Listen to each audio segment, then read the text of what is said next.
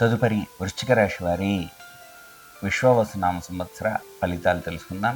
వృశ్చిక రాశి వారికి ఈ సంవత్సరం ఆదాయం 2గాను, వ్యయం 14గాను ఉంది. రాజపూజ్యం 5, అవమానం 2గాను ఉంది.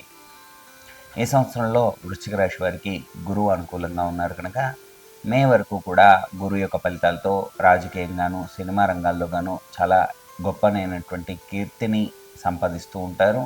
రాజకీయంలో గొప్పనైనటువంటి స్థిరమైన ఒక స్థానం దక్కించుకునే అవకాశం ఉంటుంది.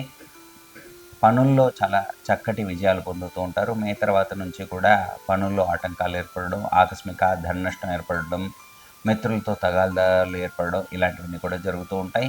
మాట్లాడేటువంటి సమయంలో చాలా ఆచితూచి వ్యవహరించేటువంటి సూచన మీకు చెప్పదగినటువంటిది.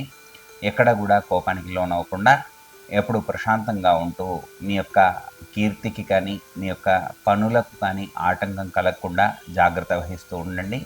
అలాగే ముఖ్యంగా మీకు స్త్రీల మూలకంగా తగాదాలకు లోనే అవకాశాలు ఉన్నాయి. స్త్రీలతో మాట్లాడేటప్పుడు చాలా వరకు చాలా జాగ్రత్తగా మాట్లాడుతూ ఉండండి.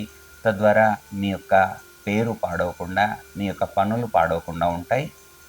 అనేకమైనటువంటి విషయాల్లో మీరు ఎక్కడా కూడా అజాగ్రత్తగా ఉండకుండా జాగ్రత్తగా ఉండండి. తద్వారా కూడా మీకు రాబోయే నష్టాలు కానీ, మీరు మోసపోవడం కానీ ఉండకుండా జాగ్రత్త వహించేవారు అవుతారు.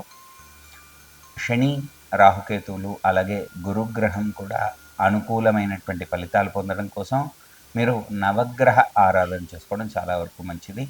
మిగిలిన ఏ చిన్న తగాదాల్లో కూడా మీరు అనవసరమైనటువంటి వాటిల్లో మీ ప్రమేయం లేకుండా మీరు మాట్లాడడం, మీ ప్రమేయం లేకుండా మీరు తగాదాలు కొని తెచ్చుకోవడం లాంటివి ఏవీ చేయకండి. అవసరం ఉన్నంత వరకే మాట్లాడండి. తద్వారా మీకు పనులన్నీ కూడా సక్రమంగా అన్ని విజయాలు కూడా మీకు లభిస్తాయి. నూతన కార్యాలు ప్రారంభిస్తారు.